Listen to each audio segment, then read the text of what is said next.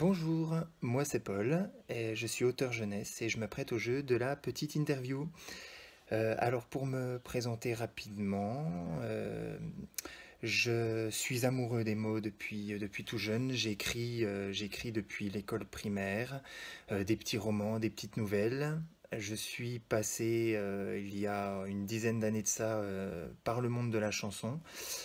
J'ai écrit plusieurs chansons, j'ai fait des scènes avec un groupe de musique. Je travaille avec les enfants et avec tout type de public puisque je suis de formation éducateur spécialisé. Je travaille aujourd'hui dans l'animation et donc je travaille avec des enfants tous les jours. J'ai repris l'écriture d'histoire depuis quelques années. J'ai eu la chance, il y a un an à peu près, de voir mon premier roman publié, suivi d'un deuxième que je vais vous présenter. Donc, mon premier roman donc c'est un roman jeunesse destiné aux 9-13 ans, qui s'appelle Le Puits vers l'infini et qui raconte l'histoire d'un grand frère, Maxime, et de sa petite sœur Lola, aventurière des temps modernes, et qui décide, elle en a entendu parler dans la cour de récré, elle a entendu parler d'un puits qui descend jusqu'à l'infini.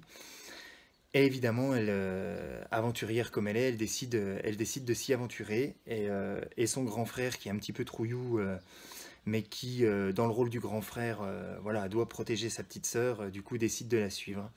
Donc du coup, les voilà partis à l'aventure, les voilà partis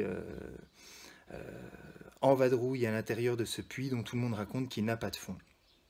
Alors évidemment, il va se passer bien des choses pour eux. Ça, c'est mon premier roman. Et le deuxième roman qui est sorti s'appelle Le Château du Temps Perdu, donc qui est destiné pareil à un même public, les 9-13 ans. Donc là, c'est une histoire différente, même si elle est toujours un petit peu dans le fantastique, qui raconte l'histoire donc d'une petite troupe d'enfants de CM2 qui font leur sortie scolaire de fin d'année et qui du coup vont visiter un château. Bon, un château comme on peut en visiter beaucoup dans les sorties scolaires qu'on peut faire à l'école. Mais simplement, c'était un château bien mystérieux puisque après l'avoir visité le matin, il y a une petite chasse au trésor l'après-midi.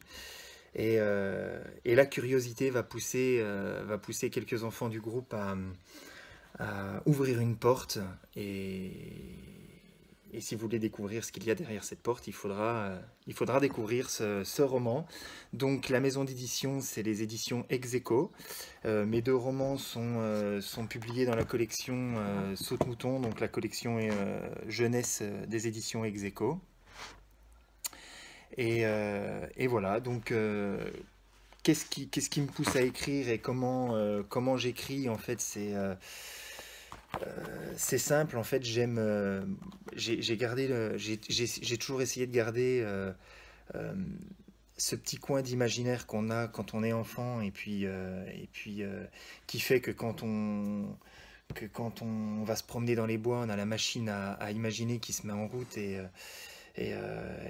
voilà, on part à l'aventure avec un rien, quoi, avec un bout de bois, avec un sentier qui s'enfonce dans la forêt. Et j'ai essayé de garder ce petit coin d'imaginaire-là.